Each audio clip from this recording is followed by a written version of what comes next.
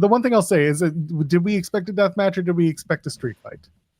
It's all the same. It's not all the same. It's the street same. fight doesn't need to be a death match. The death match doesn't need to be a match. street fight.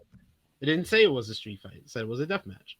Yeah, I know, but I'm saying Joel is asking. Having one versus what you got. Right. I think the death match makes more sense because of blood and guts, and because obviously that's kind of Tony's new thing since the Hollywood ending. So I wasn't shocked.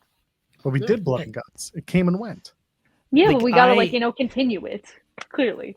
Do we need to?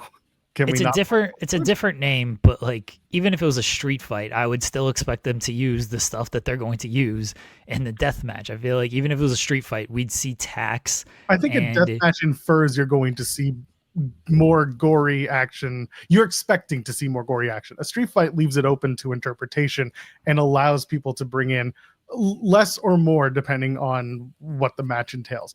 That's kind of where I'm going for, because like you told us it's a death match, so people who are looking for gore are going to get gore, which again, whatever, your wrestling is however you care about it, but you just came off of blood and guts. You had a full gear that was full of no disqualification and hardcore matches. I don't know if it's like, I don't know if it's too much, I don't know if it's enough, but I'm like kind of just wondering why the jump to that, not just a street because fight. It draws.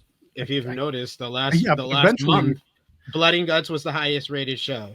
Full Gear, apparently, according to Dave Meltzer of Wrestling Observer Radio, apparently that did as many buys as All in Texas, or the most since All in Texas. Excuse me, that's what he reported. But I mean, it did a 10,000 people in the building. Did another high gate for Full Gear. It draws this blood, and that being one of the calling cards of AEW, it's one of the things that has been the thing that kind of drawn eyes on the product.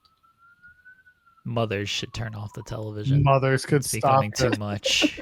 Mothers, you should be going to AEW shows and stopping this. And it's also the TNA thing. Like when we said about TNA does like the horrible booking things because it gets even the attention. It gets attention. It gets people to talk about it. Even if it's people that's complaining about it or criticizing it, it's still people talking about it. Same thing with AEW and the blood and the gore. It gets everybody talking. There's people that talk about it and praise it and love it, and there's people that talk about it and hate it and grift about it.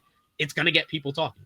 It's fair. I'm of the belief that wrestling is a variety show. We've heard it forever, and there is room for all of this in one show. My question is just the words used to describe a match. A street fight is different from a death match. A death match is going to infer blood and guts, which I guess, listen, if people are going to tune in for it, then I get it. I'm not going to take away from it. But I'm also not going to go the whole, well, what happens when there are no more pops? I'm not going to go that route either. It's just like, is there a breaking point when fans who are watching the show are just like, all right, we can take a break from a lot of blood on the show, or just any match that has too much blood? That's really all it is. They should have just called it something else instead of a death match. I would have called it like a tornado tag no DQ match. Like it could have been as easy. I would have called it a big bitches brawl. And then you can do whatever you want to do with that. But that's what I would have called it. There's plenty more over on Fightful Overbooked. Click that subscribe button, tap that bell, get your notifications. And while you're at it, like the videos, interact with them, say some stuff. We want to hear from you. While you're at it, join us every Monday through Friday, 10 a.m. Eastern live for In the Weeds. You might like it.